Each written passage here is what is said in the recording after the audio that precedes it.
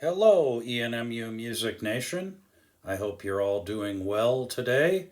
This is Master Bedroom Chat number 3, and as you can see, I have purchased a pair of blue light glasses.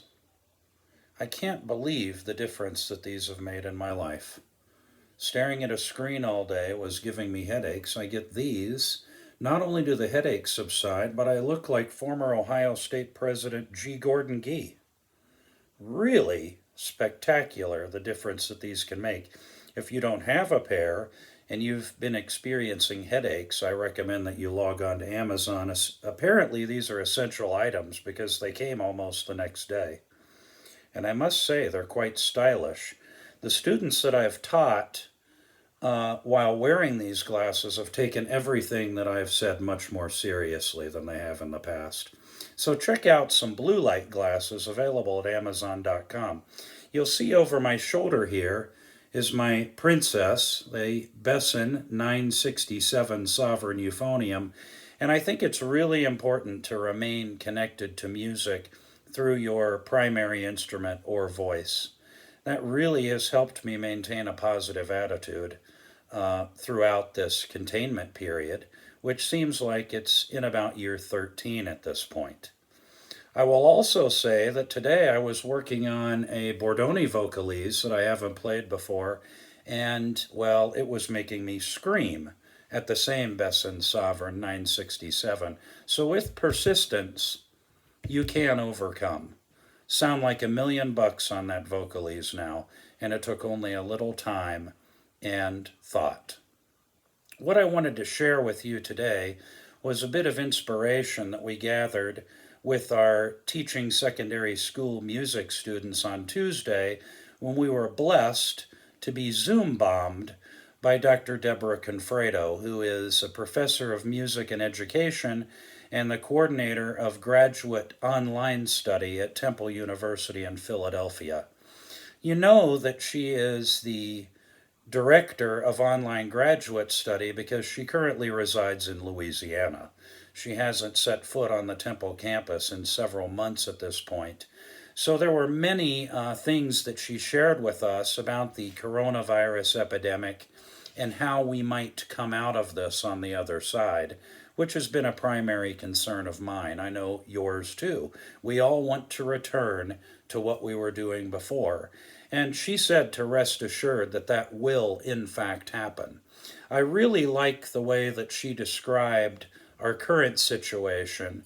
And what she did was liken it to road trips that she took as a child. And to the faculty out there, you will remember going on these family road trips.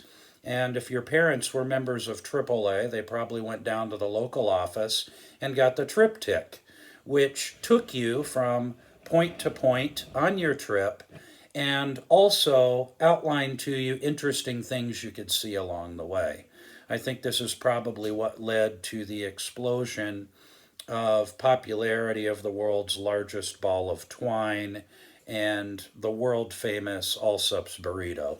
At least I think the triptych had something to do with it.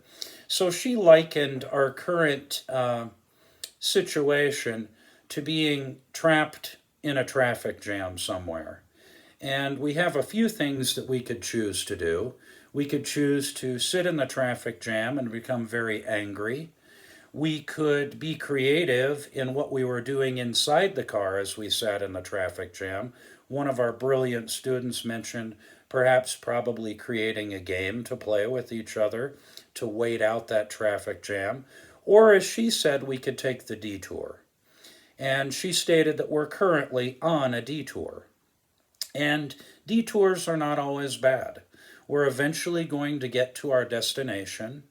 There are going to be many things that we see along the way that we didn't expect to see, so that actually the detour can end up becoming more exciting and encouraging than the triptych that AAA planned for you. I thought that was a really great way to look at our current circumstance. We are simply on a detour from our normal path, and we will arrive at our destination. Ultimately, that destination for our students is graduation with a bachelor's degree of some kind from the ENMU Department of Music. I also wanted to let you know that recruitment for next year has been outstanding. And I hope that any of our current students who are in touch with high school students at this time will let them know that ENMU is in fact open for business and we want them to share their musical talents with us. I know our faculty have maintained consistent contact with prospective students, and I will always stick to my premise that our greatest recruiters are our current ENMU students. So I hope that you will help us identify prospects that presently may not think they have any options in terms of college life, and let us invite them to join us in the ENMU Department of Music. I think this marks week 5 of staying at home, and I hope that you've made the best of it. I've certainly enjoyed spending time with my family, but there is no question that I miss each and every one of you a great deal. The lessons here on the iPad are okay.